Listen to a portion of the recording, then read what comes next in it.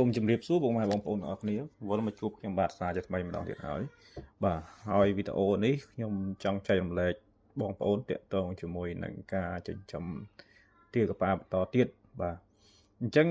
ការចិញ្ចឹមទាកប៉ាក៏ដូចជាការចិញ្ចឹមនៅបណ្ដាសត្វផ្សេងទៀតនោះអ្វីដែលជាកត្តាសំខាន់ដែលបងប្អូនត្រូវតែយកចិត្តទុកដាក់ឲ្យបានខ្ពស់បំផុតនោះ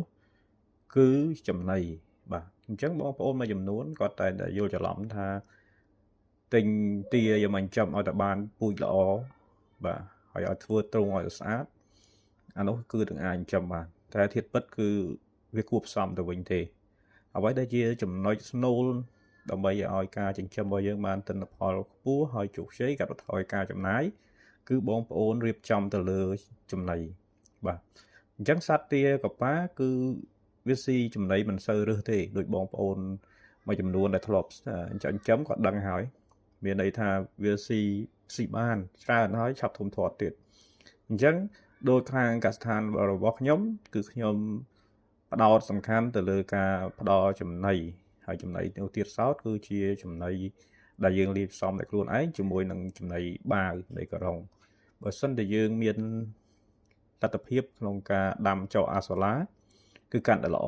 បាទបើសិនជាបងប្អូនមួយចំនួនដីគាត់តូចគាត់ពិបាកក្នុងការដាំឬក៏ខ្វះបច្ចេកទេសដាំអាសូឡាបងប្អូនអាចរកស្មៅបាទស្មៅយកមកដាំក៏បានដូចជា Super Napier ស្មៅព្រៃយើងក៏បានដែរស្មៅគូស៊ីស្មៅអ៊ីស្រាអែលបាទ King Crash ហ្នឹងគឺចាំបូហ្នឹងបងប្អូនអាចយកមកដាំមកពេលដែលបងប្អូនដាក់ចំណីឲ្យវាបងប្អូនអាចលាយស្មៅឧទាហរណ៍ថាបងប្អូនផ្ដល់ចំណីសម្រាប់ទាក្នុងមួយថ្ងៃអស់10គីឡូអញ្ចឹង10គីឡូបើបងប្អូនអាចលាយនៅបន្លែបានពាក់កណ្ដាលអញ្ចឹងបងប្អូនកាត់បន្ថយចំណាយពាក់កណ្ដាលហើយបើសិនជាបងប្អូននៅក្នុងតំបន់បងប្អូនសម្បូរមានរោងម៉ាស៊ីនកិនស្រូវបងប្អូនអាចប្រើកន្ទក់បានទៀតបាទអញ្ចឹងយើងអាច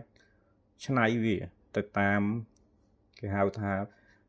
នៅក្នុងតំបន់បងប្អូនដែលសម្បូរទៅដោយវត្ថុធាតុដើមអីខ្លះដែលអាចយកមកធ្វើចំណី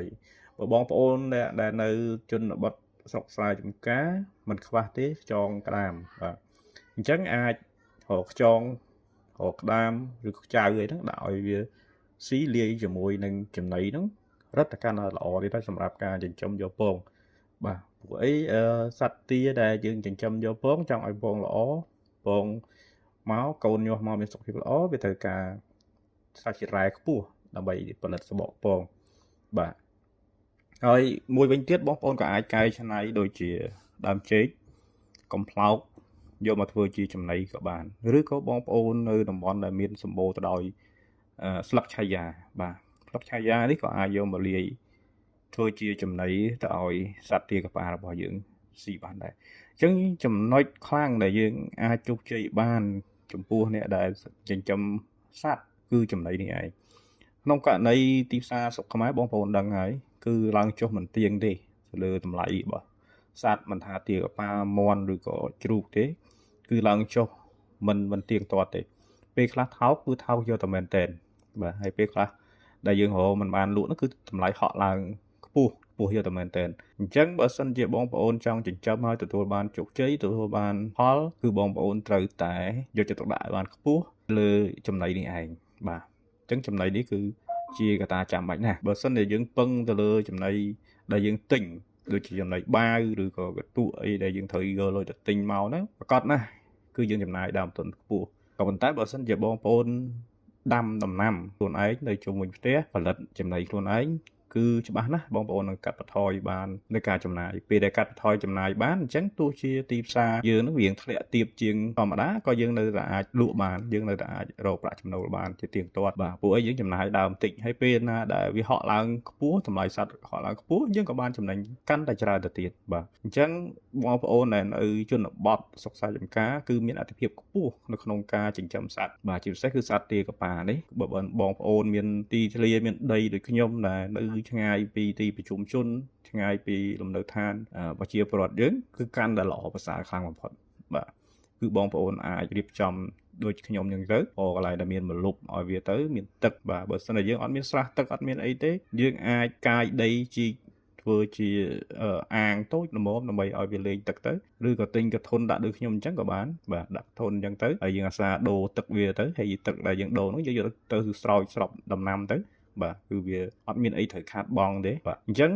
ជាសារដាស់តឿនមួយគឺបងប្អូនបើសិនបើចង់ចិញ្ចឹមសត្វមិនថាសត្វទាកាប៉ាសត្វអីទេគួរបងប្អូនធ្វើការផលិតចំណីទុកជាមុនសិនគិតពីចំណីអាហារមុនសិនបាទមានន័យថាគិតរកចំណីរបស់វាឲ្យបានសិនថានៅក្នុងមូលដ្ឋានរបស់បងប្អូនមានចំណីអីខ្លះដើម្បីផ្ដល់ដល់ឲ្យសត្វទាកាប៉ារបស់យើងហើយកណនាថ្លៃដើមនៅចំណីរបស់យើងសិនបាទមានន័យថាយើងរៀបចំទុកមុនគឺចំណីបន្ទាប់ពីមានចំណីហើយយើងមើលទៅលើទ្រុងយើងមើលទៅលើពូជទាយើងមកដាក់ហ្នឹងគឺតាមក្រោយទេបងប្អូនសំខាន់គឺចំណីខ្ញុំសង្កត់ធ្ងន់ម្ដងទៀតគឺតាក់ទងជាមួយនឹងចំណីបាទហើយវីដេអូនេះមានតែប៉ុណ្្នឹងទេហើយបើសិនជាបងប្អូនមានចម្ងល់អ្វីតាក់ទងនឹងការចិញ្ចឹមសត្វឬក៏ការចិញ្ចឹមទាកាប៉ាបងប្អូនអាចតាក់ទងមកខ្ញុំបានខ្ញុំនឹងជួយប្រឹក្សាយោបល់ជូនបងប្អូនអញ្ចឹងវីដេអូនេះមានតែប៉ុណ្្នេះទេសូមជម្រាបលាជួបគ្នានៅវីដេអូក្រោយទៀត